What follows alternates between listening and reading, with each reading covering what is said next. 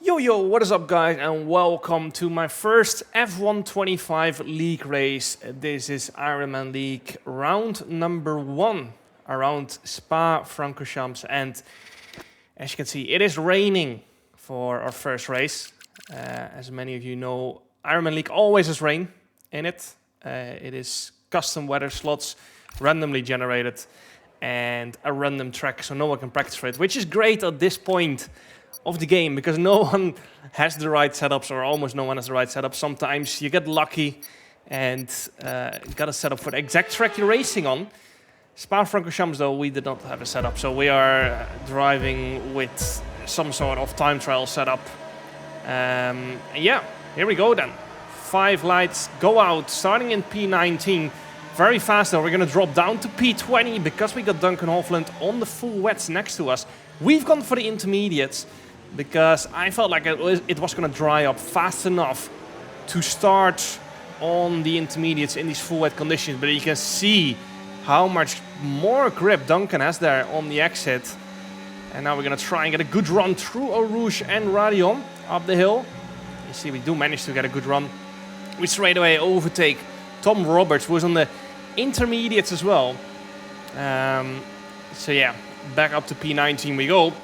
Now you might be asking yourself, why did we have to start P19? And that's because we finished second in the constructors last year with the Red Bull. Yeah, that meant we had to start second last of the pros. There's a bit of an incident there. I don't think any damage was done there, but it gains us another spot, and up to P18 we go. But yeah, we're starting second last of the pros, and then the top 10 is filled with amateurs, but then, or not amateurs, they're not even amateurs, but they're not pros, you know, they are nearly in F1 esports, nearly F1 esports level. But yeah, the top 10 is non-paid drivers, the top 20 is paid drivers. You kind of get where I'm getting to. But yeah, my Red Bull teammate Luca Ripassa is starting P9, so he's starting second last of the non-pros. But yeah, up to P17. Didn't quite expect that after starting on the intermediates. We're behind Istvan Pukki, who has started on the wets. Yeah, doesn't seem to really be getting anywhere at the moment though, so I was kind of wondering if he had damage, because you could see Duncan Hofland, who started on the full wets, he is making great progress. I've run a little bit wide there. Really lucky to not get a track limit in validation. Only need 3 to get a 3-second penalty as Tamas goes a little bit wide there in the chicane. Locks up, and that moves us up to P16 in this race. Into turn 1, behind Istvan. And I felt like, you know, if Istvan could keep making moves, we could try and follow him through. But again, it's damage or something. It seemed like he had so much understeer going into the hairpin. Couldn't get the car rotated, so I was wondering if he had damage. And as we go through Eau Rouge and Radio, you can see he slows down a lot through there again, has a moment, and this is going to give us a run, because at this point I was just so sure Istvan had some sort of damage or some sort of issue. But up to P15 we go into Lecombe. And now we're behind André Molnar, who's in P14 on the intermediates as well. So let's see if we can make a move on him later on in this lap. Bit of a big gap. Yeah, 1 lap later, we still have not passed him. But as you can see again, he gets a poor run through Eau Rouge and Radion. We do get a good run, and up to P14 we go. Now we're behind Otis Lawrence and Nicolas Longuet, both winners in F1 esports, of course. And yeah, they're going to be quite a bit tougher to pass, probably. Again, those wets probably starting to slowly drop off by now, or at least they're starting to lose their pace advantage as this race goes on, of course. If not, we're going to be in trouble. So yeah, let's see if we can make a move somewhere. Probably not in the middle sector. Quite difficult to follow in dirty air around Spa. Dirty air a lot worse than F125, so yeah, it is harder to follow someone closely. Nicolas Longuet runs wide. Seems to be struggling with some understeer as well. I struggled a little bit this race with understeer as well. See, I'm trying to rotate the car on the curb, but yeah, that curb is so small now on F125. It's tough to put your wheel properly on it. So yeah, let's see if we can go for a move here on Nicolas Longe, maybe into the bus stop chicane. Again, F1 Esports race winner, so it's not going to be easy to pass him, especially in wet conditions. It's a lot harder to pass than in dry conditions. Simply because you need the downforce so much more. So if you've got dirty air, you tend to lose more relative to dry conditions. Plus you don't have DRS, although in a train that does not matter that much. But yeah, Leo Lund on the full wets leading the race. And then, yeah, I think Duncan Hovland starting to make his way slowly to the top 5 on those full wets. We're 1.5 seconds slower on that lap though. And obviously we are in quite bad traffic at the moment. So let's see if we can go for the same move again. See if we can. That was the first one. Good run to Eau Rouge and Radion. As you can see me lose force feedback for a bit. That issue was still here. Unfortunately, when I started this race, I hope with the new update it is fixed. And we're trying to find our way through on Nicolas Longe into the Lecombe section. We go around the outside and we're going to break deep into the right-hander, locking up slightly. Fortunately, if you look up on the F125 games or all the F1 games, you do not really lose braking performance. So yeah, that came in quite handy. At the same time, it is really easy to lock up on the F1 game. So yeah, it's I guess a bit of a trade-off there. But P13, purple first sector, obviously, because we absolutely drained our battery there. And now we need to try and find our way past Liam Stevens, also on the intermediate. So no tire advantage. We're gonna have to do this on pure pace. Maybe into the bus stop again. You can just see struggling to follow through that middle section, and then yeah, perhaps it's our setup as well. Maybe we're running less wings compared to Liam Stevens. He gets a poor run though on that exit, and that's going to give us a great opportunity into Blanchimont. We move up to P12, and now we are behind Ben Sabo Konyi, F1 Esports driver as well. I think he's not started a lot of races in F1 Esports, maybe 3, if my memory serves me correct. So yeah, we set a purple first sector and a purple last sector, but yeah, again in the middle we're losing quite a bit. And yeah, the wet tires are starting to drop off now. Duncan Hovland down to P10, getting overtaken by Otis Lawrence. And now we once again are going to try and make the same move. Try and get a good exit up the hill. And once again we do. Setting up the exit nicely. And now we're going to move up to P11. Been a great opening few laps. We've only done just over 4 laps and we're up to P11 already. After dropping to P20. Some people have boxed from wets to inters. So yeah, it is starting to look like that we made the right strategy call with the intermediates. As Gabor Santos, I hope I pronounced his name correctly, is struggling a little bit on those wets, and this is going to lose us a lot of time because there's not a lot of overtaking opportunities in this middle sector. And even if we do get an overtake, we're still going to be stuck behind Gabor, who is also on a wet compound. So yeah, this is going to lose us a lot of time. And you can see at this point I just accepted that we are going to lose around 1.5–2 seconds here in this middle sector. So I just decided, you know what, let's just recharge our battery, not use any until we get towards this exit. And then we can start trying to close up that gap to Otis. Gabor gets a bit of a slide on that exit, and now we get a good run down this straight. 2 seconds behind Otis, who is right behind Diogo Zorzo, P9. So yeah, great opening 5 laps. We've gone from P20 to P9. Make that P8 as someone boxed from full wets to the inters. Now we're behind Larry. FDR Larry.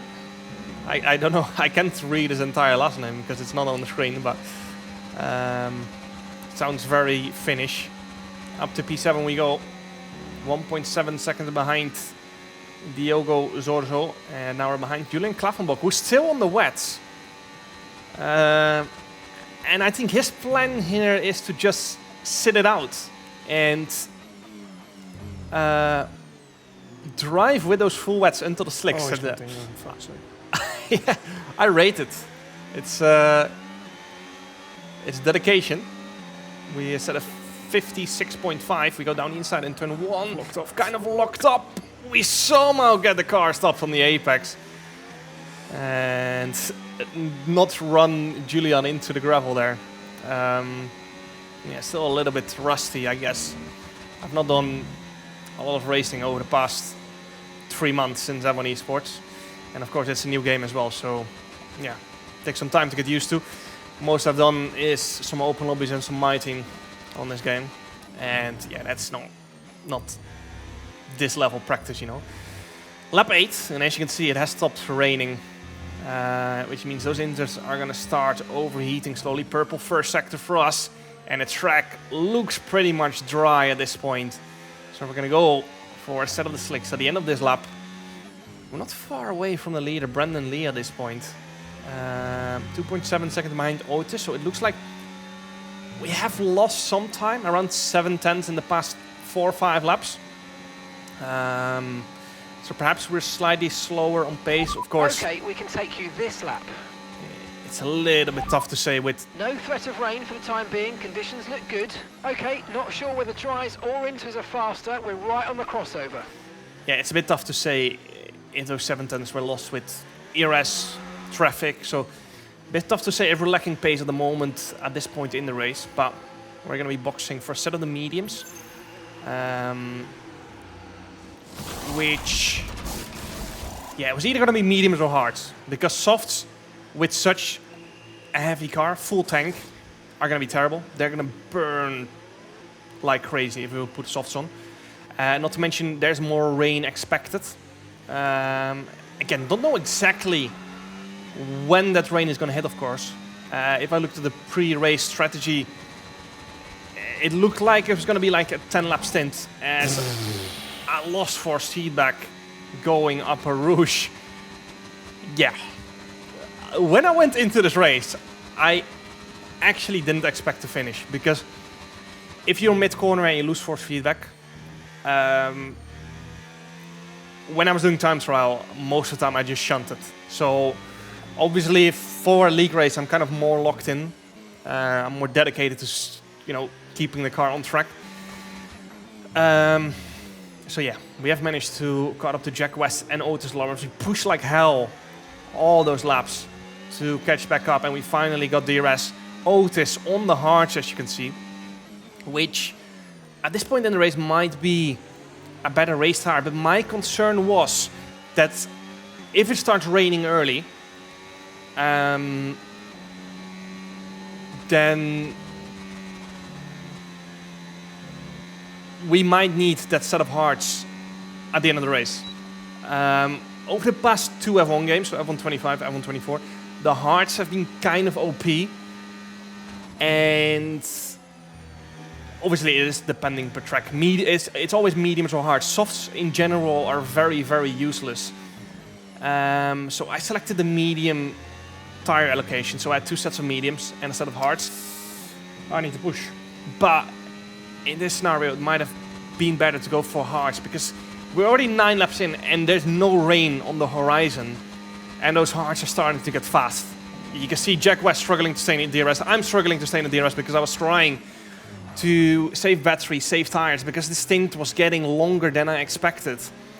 And it is going to be tough to keep up with Otis here. Not just because he's incredibly fast, it's also because he seems to have chosen the right strategy here, going for hards. And that's going to make this very tough. We're going to be 10 laps in at the end of this lap. Now 10 laps doesn't sound like a lot, but Spa is an incredibly long lap, and 10 laps of tire wear is a lot. Not to mention Spa tends to be quite harsh on tires anyway. So yeah, I kind of would have hoped that it would have been raining by now. Unfortunately, it hasn't. And we are 1.5 seconds behind. Brendan Lee leading. He started on pole position in this race. you might be thinking, why on earth did he start on pole position? Is he not a pro? No, Brendan retired from F1 Esports at the end of last season, and that means he can actually start on pole. It sounds weird to call Brendan not a pro anymore, but he clearly still has a lot of pace, so that's going to make it very tough to beat him in the Ironman League. Anyway, that just makes it more fun. 1.3 seconds as we enter the last sector. We are going to need to pull 3/10 somewhere out of our ass here if we want DRS on Camel Straight, and we're closing in. But the issue is Otis is getting slipstream as well from Brendan. He's only half a second behind, so that's making it harder to catch up, and Otis obviously knows this. He's going to be trying to keep us out of the DRS, and we didn't get DRS here on start-finish straight, unfortunately, and now we've got no battery left. 1.3 seconds is the gap. Unless we somehow find 3/10 in this turn 1, this race is starting to fall away from us. And yeah, Otis is going to get DRS now on Camel Straight. We've got no battery, and that means we're going to lose a lot of lap time here. Brendan obviously not getting DRS as well, but I guess he is going to have some battery remaining here. And yeah, we just lost 6/10, 7/10 to Otis here on Camel Straight, unfortunately. So yeah, we are struggling here. Lap 24, end of lap 24, and as you can see, The rain's a few lap outs yet, but it is coming, so be careful. Dries definitely seem like the fastest tyre at the moment. Otis has pulled off into the distance, 4.1 seconds the gap now. And yeah, we just guessed wrong here. We went with the wrong tyre at the wrong time. This stint on the mediums is way too long to be competitive against the hards. And it's still not raining, unfortunately. We luckily finally got the DRS from Brendan, which means we can start recharging our battery. But yeah, we got 4 seconds to catch, 3 if we want to get DRS. And it's only going to get worse on those mediums. It's not like we're going to be catching back up, even though we have got DRS and we can recharge our battery. That is maybe going to help us a second. But yeah, end of lap 27, you can see the gap is 6.7 seconds and increasing. If the rain would have lasted another 2-3 laps, we would have not made it. Our tires were completely gone at this point. And we, in some way, we're lucky that it started raining now. In some way, we're unlucky it didn't start raining earlier, of course, because then we would have not been 7 seconds behind the leader. Stopping this lap. So we are boxing for a set of the intermediates. As I'm trying to get the car to slow down. Brendan has the same issue here. DRS disabled. Into the pits we go for a set of the intermediates.